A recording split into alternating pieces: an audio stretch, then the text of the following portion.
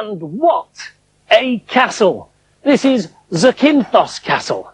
Although it should really be Zante Castle, because this was built by the Venetians. And I think I'll come up this way. 1484, they arrived here, and they lasted until 1797. And the reason we know it's a Venetian castle is because of that. The Lion of St. Mark.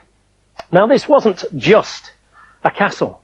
This was the city of Zante. Everybody lived in here, of course, in absolute safety. Not only because of the walls, but because all the soldiers would be here.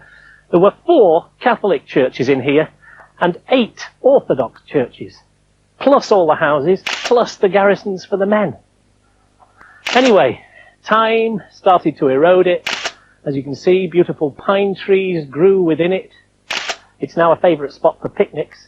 But in 1953, powers greater than any army, any country, flattened the whole town.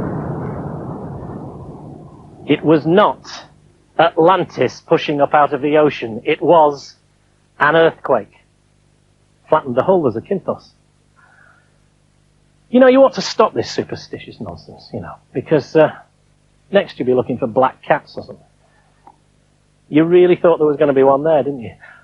Well, actually, there could be here because they love their animals.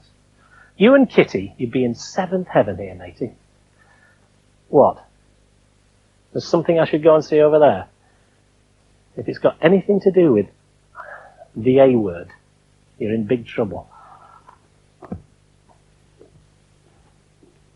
What you have to remember about castle life is that everything went on within these walls. Children playing with wooden games, people selling produce from little stalls.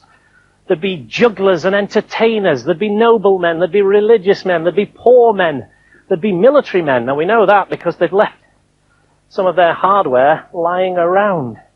And the reason why all of these people could have such a happy life was because they were safe in the knowledge that nobody was going to get past that. About the most commanding position you could wish for, really. Can you imagine the enemy sailing into that harbour? They'd look up here, see this, and say, no, and go somewhere else. Oh yeah, what? You don't think I did that, do you? Tim was not here, matey. And that is the view. And if you take one more step forward, you'll be setting off on your anti-clockwise trip a little quicker than you expected.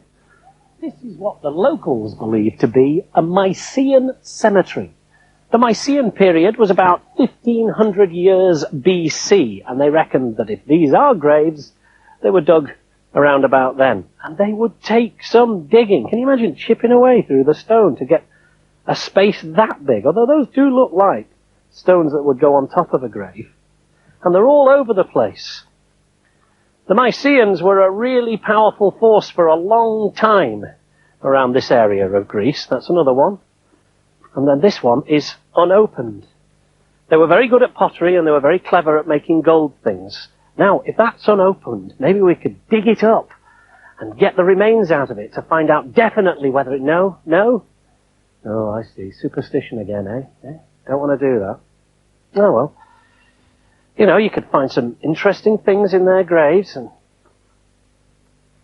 I wonder if, whilst that man was making pottery or fine things out of gold, whether he ever said to someone, ooh, someone's just walked over my grave, because you just did